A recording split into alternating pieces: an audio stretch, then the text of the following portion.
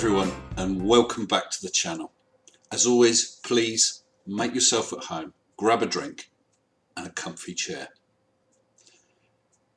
Orphan Red has recently had a live stream. We're going to sit and watch the entire thing. What do you mean it's 3 hours 5 minutes long? Okay, I must admit that most of it consists of giggling and assorted rubbish, but there's a couple of very interesting bits. We're going to dive in where Professor Funbags gives us some important news. Yeah, it should be okay. So here's the news. I have been invited to participate in a Flat Earth conference in Romania, and I said yes, and I'm going, and I'm so excited. It's a shame that live chat replay isn't on, because I took this opportunity to make a suggestion to Miss Lumpy Jumper as to what she could do when she attends this Flat Earth conference. We join her again a few minutes later when she's just reading out a couple of the comments, and she responds to mine. Let's see if she gets what I'm actually saying.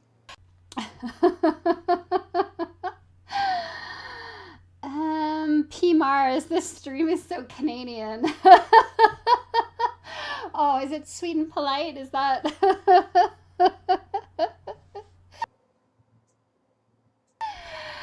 Mr. Sensible, hello there. Ask him for a Flat Earth map. We have a Flat Earth map. If you go over to Antonio's Patreon, you can download the Flat Earth map models that he's been working on. He's been doing a great job of those. Well, with a helpful recommendation like that, what could I do? So I nipped over to Subirats' Patreon and I grabbed a copy of his map.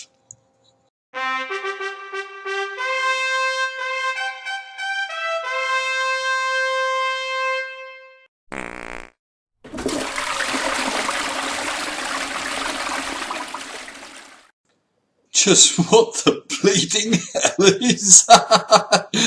Really? Honestly, Antonio, you're presenting this as a map of the... Well, having picked myself up off the floor, I decided it's only fair to let Mr. Subirats explain his map himself.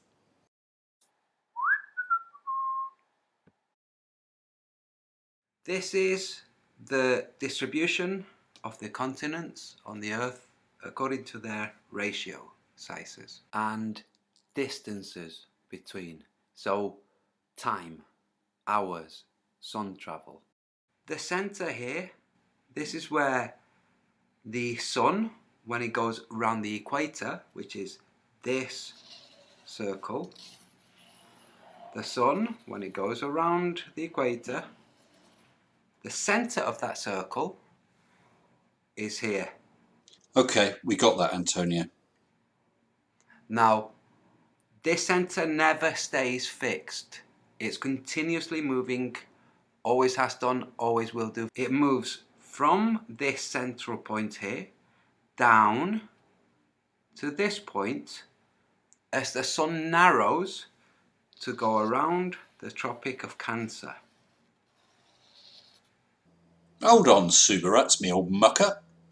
Those circles, Tropic of Capricorn, Cancer and Equator, you have not got them as concentric. And yet we know for a fact that when the sun's over the Tropic of Capricorn, it is overhead at exactly 23.4 degrees south. When it's over the Tropic of Cancer, it's 23.4 degrees north of the equator, i.e. the same distance north or south of the equator. You've got it different. That doesn't equate with what we know. Your map is wrong already. Go on. Let's see how much more fail you can give us.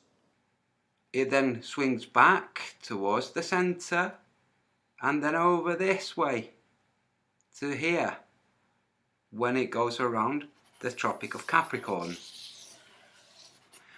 The sun is not at a fixed distance from the surface of the Earth at any point. Its circuit is continuously oscillating will make it an oscillation with my hand. It is continuously doing this. I'm exaggerating. Yes, sir, Mr. Rimmer. You smeghead. You complete and utter gimboid. Red Dwarf references for those who like quality comedy. Antonio, here's the sun. Here's the earth tilted. As it goes round, the tilt stays the same. There's your oscillation, pointing away, pointing to. You must do better, son. But it is continuously doing this. So trying to get readings of the sun in terms of distance with a protractor, we're always going to have questions because the center of this oscillation also moves. I'm not surprised you're going to have problems if you're just trying to use a protractor to measure the distance of the sun. Look, forget all this bit, jump onto something else. This is just rubbish.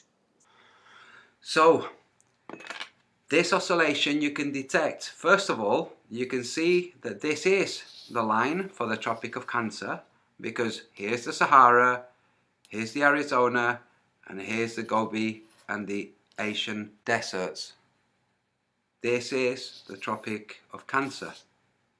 This is the equator, therefore the equatorial regions where jungles are on the equator, including the north of Australia, which was described by Cook as a tropical zone. Fun fact, Antonio, Darwin, which is pretty much as far north in Australia as you can get, is 12 degrees south of the equator.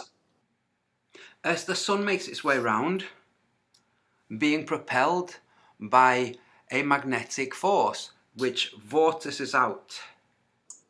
The sun is propelled by a magnet or magnetic force. So sometimes it pushes the sun away and sometimes it pulls it back again. Clever stuff. This force that pushes the sun also pushes moisture.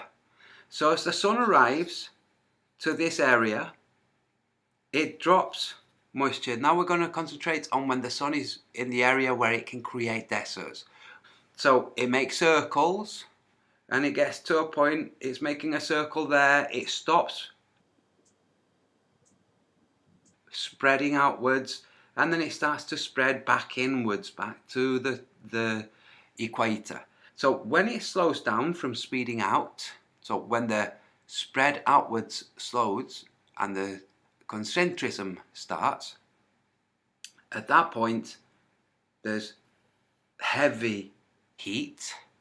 How many kilograms of heat?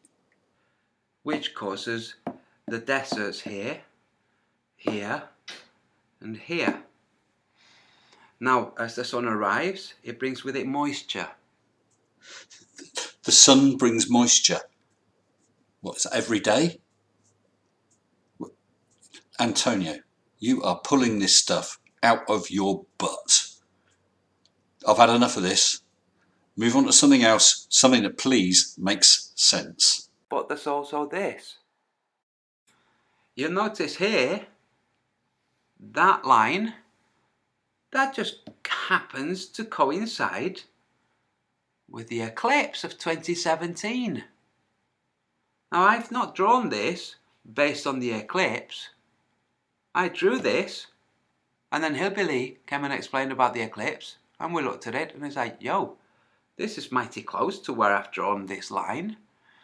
Now, I'll show you what the eclipse is going to do. Antonio, eclipses don't just follow the lines of Cancer or Capricorn, which this one is not, and you do realise you're showing the curved path of the eclipse on a globe.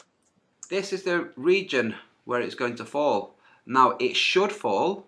This is where I have the Tropic of Cancer at this point. Antonio, it's not up to you where the Tropic of Cancer or Capricorn is. The Tropic of Cancer and Capricorn is the limit of sun being exactly overhead. It's not just something you have a theory about, it's something you measure. Now, honestly, I'm really getting fed up with this. Please have something for us, or we're going to have to call this to a close. Now, You'll notice here the positioning of South America. Now I want you to think of a globe or even the Gleasons and how South America is located.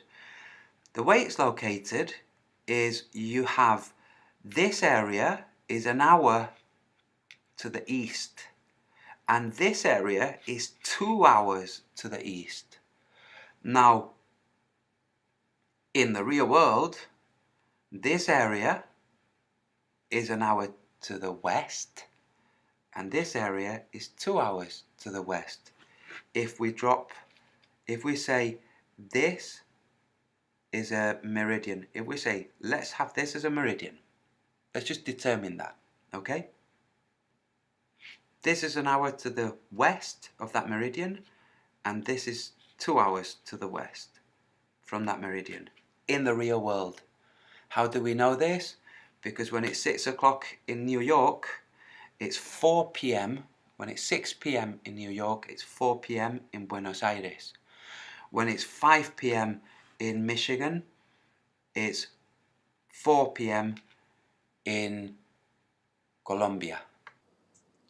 What a load of total hogwash. Antonio, what the hell are you playing at? You have just moved the entire continent of South America from here, where it is, to over here somewhere. On your map, if you were down in Chile, in Santiago, somewhere around here, and flew directly north, you're going to end up in the middle of the Pacific. In reality, let's just zoom in a bit. There's Santiago. If you fly north, you'll go pretty much up the coast of Chile and to Peru. In your map, you'll be going out here somewhere. It's not real. Forget clocks. Clocks are just convention.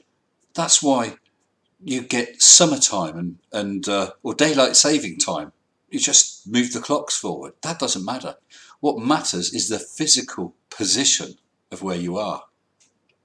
And Brazil, over here, is not somewhere around here. I call total and utter BS on that map of yours, Antonio. That's the biggest bunch of fail I have ever seen. Orphan Red, if you're impressed with young Antonio's map, it's a pretty sad state of affairs. If I were you, take this top tip. I suggested that you go to that conference and ask them for a flat earth map. What I suggest you don't do is go to that conference and take a copy of Antonio's, because you will be laughed out of there. Well, that was really enjoyable. Really was. Thanks again so much for viewing. I appreciate the comments, the likes and the subscribes. If you haven't already, please hit mini-me down in the corner and subscribe. As always, a big thank you to my patrons. Elizabeth Schneider, Frank Kelly, Simon D and Mitch Goldstein. Thank you very much.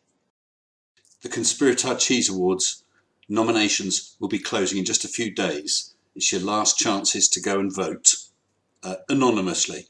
Just go and see the awards nomination show up there and then make your vote. Until next time, my friends, stay sensible. Shut up and sit down.